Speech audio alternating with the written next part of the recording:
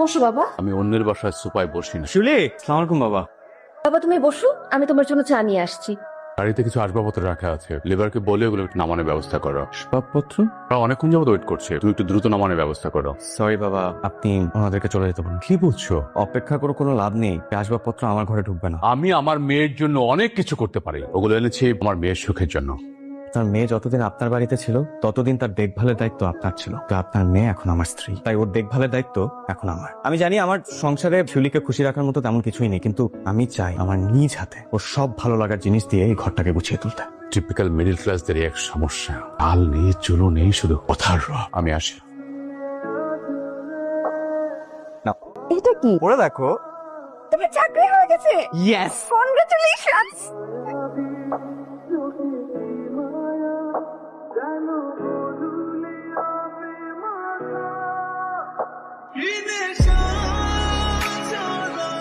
মা ফোন করেছে। ধরো, কি বলো দেখো। আচ্ছা পরে জানাচ্ছি তোমাকে। কি বললো? আমি মা বাবার অ্যানিভার্সারি, তাই তোমাকে আমাকে যেতে বললো। ও,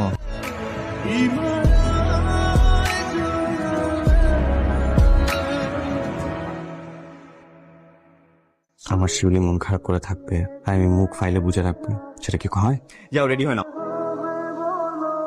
জামাইকে ওই আস্ত ইলিশটা দাও, বাড়িতে কি খায় না খায়। বাবা কিন্তু ঠিক কথা বলছে না, মাছটা ভাইকে তুলে দেন। 70,000 টাকা চাকরিতে ইলিশ মাছ কিনে খাওয়াটা কিন্তু অনেক কষ্টকর। এটা আর কেউ না বুঝলেও আমরা বুঝি, তাই না বাবা? আসলে বাবা জানেন, প্রপার মানি ম্যানেজমেন্টটা করতে পারলে না 17,000 টাকাতেও মাছ মাংস খাওয়া যায়। আমরা হয়তো এত বড় মাছ প্রতিদিন খাই না, তবে সপ্তাহে 2-4 দিন তো খাওয়াই হয়। ওই যে বাবা, একটা কথা আছে না, পড়লো কথা সবার মাঝে, যার কথা তার প্রাণে বাজে।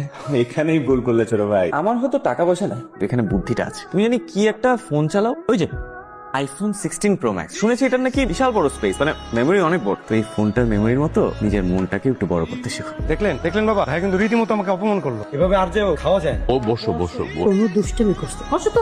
আফসানা, খাওয়া দাওয়ার পরে কিছু খাবার ওদেরকে প্যাকেট করে দিও। রাতের খাবার অন্তত পক্ষে আমার মেয়েটার কষ্ট করে পাক করতে হবে না। নিজের সংসারে রান্না করাটা তো কঠিন কোনো কাজ না বাবা। আর আমি তো বেশ আরামেই আছি। হ্যাঁ, সেটা তো তোকে দেখিয়ে বোঝা যায়। শিলা, তোমাকে আর খেতে হবে না, ওঠো। আরে, কি বলছিস?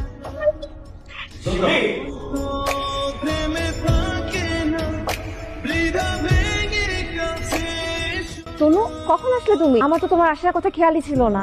গেট ওপেন কেন? কেউ যদি হঠাৎ করে ঢুকে যায় কি হবে? এভাবে কেন কথা বলছো? কিভাবে কথা বলবো আমি?